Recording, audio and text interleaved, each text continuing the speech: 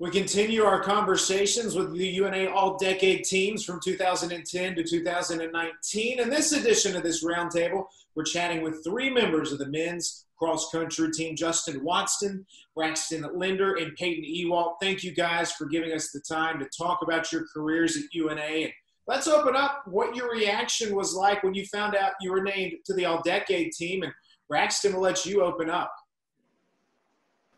So honestly, I didn't even know that we were doing all-decade teams. So I actually got an email from my dad saying, "Hey, dude, congrats." And then my sister tagged me in something on Instagram. And I'm trying to kind of get to work. I'm like, what's going on? So I open up the email and I see it. I'm like, oh, that's cool. And then I think I tagged these guys in something, just tried to kind of spread the word, let them know. And I don't know, it was kind of cool just to be like, oh, I didn't even know. And it's just kind of nice to be recognized, I guess. But it was also cool to see the men that I got to share that with, that I was able to actually run with 6 of the 7. So it was really interesting as far as like the perspective on it, I guess, and the quality of people that I've been able to compete with over the years. Justin Watson, over to you. What was your reaction? Yeah, mine was kind of similar to Braxton's. I really didn't have, much of an idea that they were doing it. And then I opened up Facebook and I saw the graphic and I was like, man, this is awesome. And I saw the guys were on it, and I realized that most of my class that I came in with my freshman year, we all made it. And it just went to show that, we were amongst a high-profile company, I suppose. So I was really excited. And then, of course, social media blew up, and it was awesome. Hey, Kneewalt, you're the only active runner that made the list. So for you joining those guys, when you just saw the list, what was just your initial reaction? 10 years is a long time. 10 years ago, I was in like 5th grade. So to be on a list that combines people from, 10 years ago to today, that's a big group of people, big group of quality guys. And I raced with a couple of them, 2 of the guys here with me today, and some of them I didn't race with. But to be with that high company like the other 2 said, it's pretty crazy to think that from me, who's, still running in 2020, being on a list with people all considered from 2010 to then, it's really neat, really like humbling and honoring to be like part of it. Herbo, Adam Benefield, Tate Carden, Foster Hudsmith, the other runners that picked up the honor. And Justin, you just touched on this. You ran with all of them except for Herbo, and you guys were all pretty much in the same recruiting class. Just how special is it knowing all of that? Man, I mean, the whole time that I was kind of going through my time at UNA, I just knew that we were doing something special, and I knew that I like to think that my class was kind of like a massive foundation or building block to the program's future, and it was incredible to experience that. And I know Peyton is hopefully reaping some of the benefits that we were able to lay down for him, and then I know that their continued success is incredible. So yeah, like seeing the list, I mean, it's just, I never would have imagined that's where we would have been when I started my freshman year. So. It's funny because Braxton's the first person from Alabama I ever met. And I met him when I was in high school. So I took a lot of things from him, and he's one of the reasons why I looked at UNA. And then when he graduates, Justin and I spent so much time together.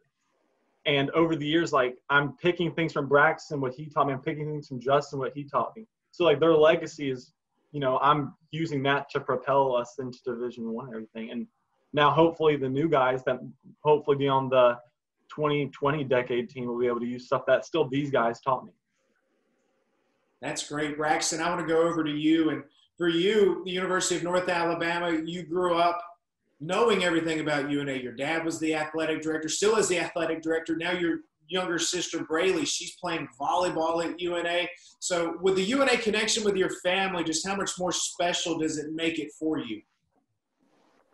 That was part of the shock of all of it, is just being, because I was able, we moved to Alabama in 2007. That's when Dad took over as athletic director. So I was able to kind of observe the cross-country program, once I started running and became aware of it, for the entirety of last decade. So to then be named within those people, and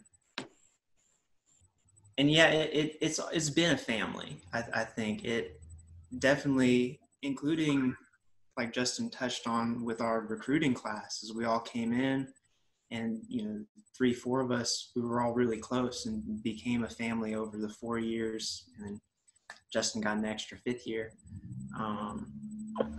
So it's always been a pretty close knit group and community, and I think it's just given me that additional perspective that I think it was just made it more shocking. I had to break my foot for that 5th year. I just want to highlight that, make that real clear. Broken foot and all. Peyton, over to you to wrap up this segment of it.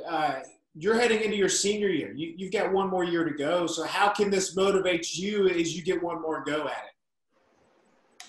It motivates me because I want to, just like I said a second ago, just instill what I know into the new guys. I feel like of this all-decade team, I'm the bridge between the past and the future.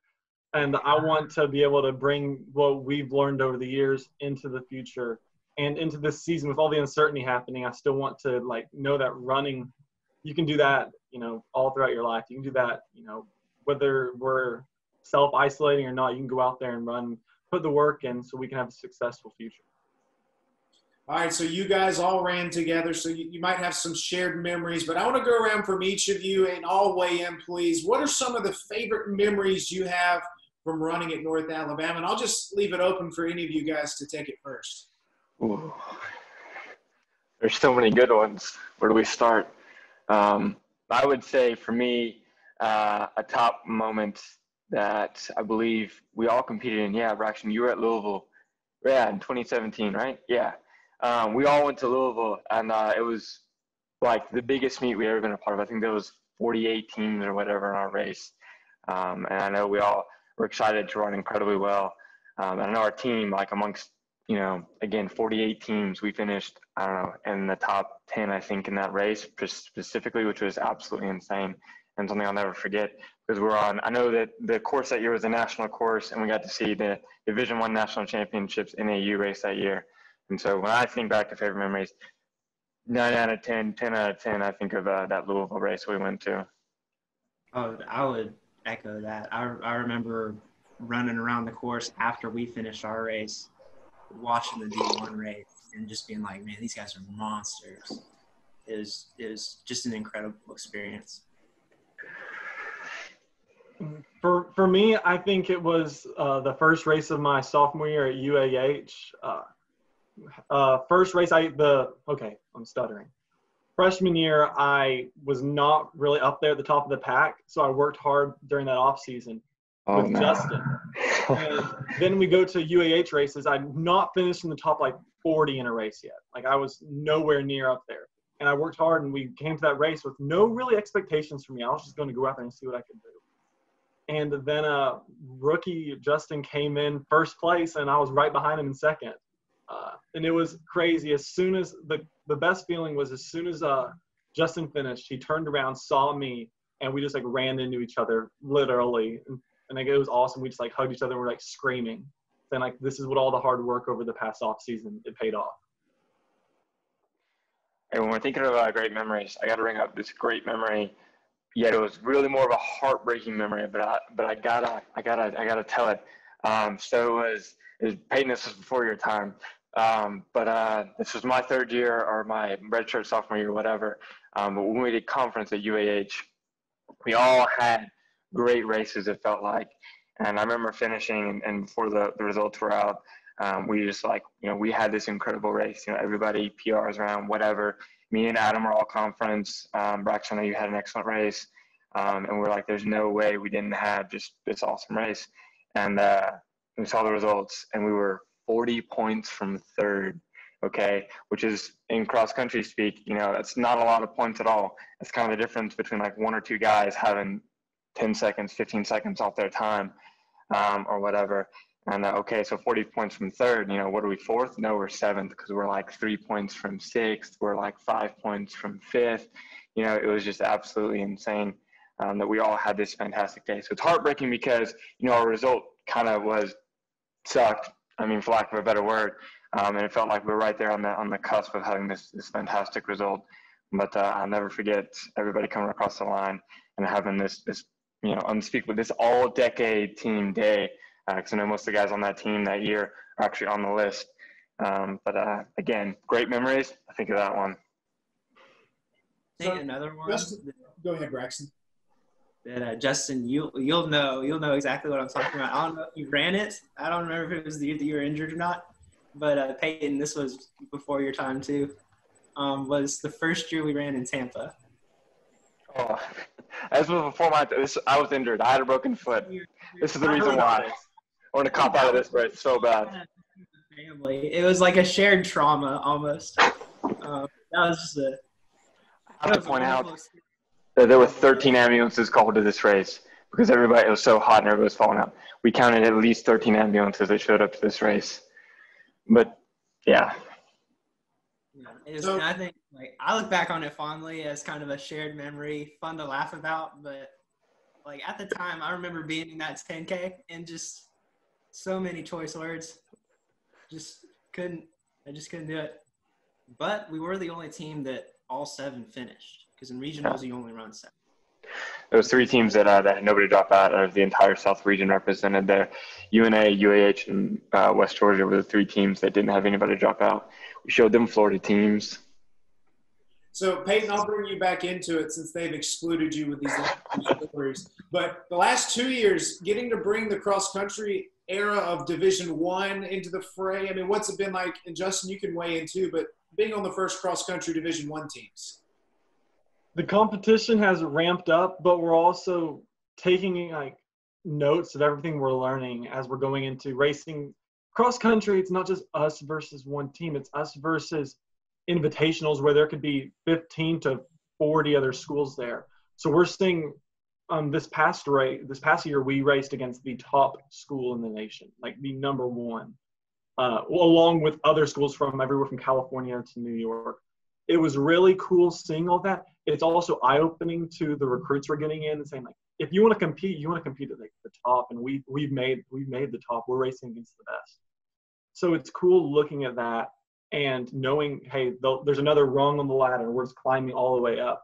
Motivates the team. These freshmen that are coming in, these upcoming sophomores, which we have a lot of, they're all super motivated, and they don't see themselves topping off anytime soon. They want to keep climbing that ladder and competing the highest.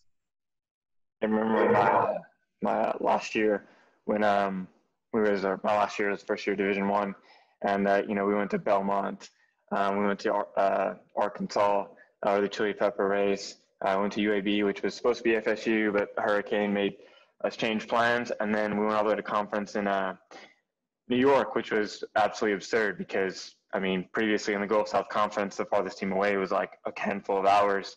So the fact that we flew out to New York to have conference hosted by New Jersey was insane. And then again, what Peyton said, the level of competition is just at a different level. The mentality in Division I is just so much different than what we were used to. And so it felt like every single race we went to, it's like, just a huge learning experience just in terms of racing. It's just different.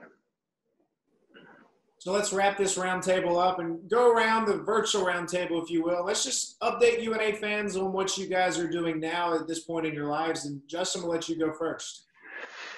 Well, currently I'm the graduate assistant cross-country coach at the University of West Florida, which is a former competitor for UNA in the Gulf South Conference. So I'm getting my master's in phys ed and human performance while I'm here.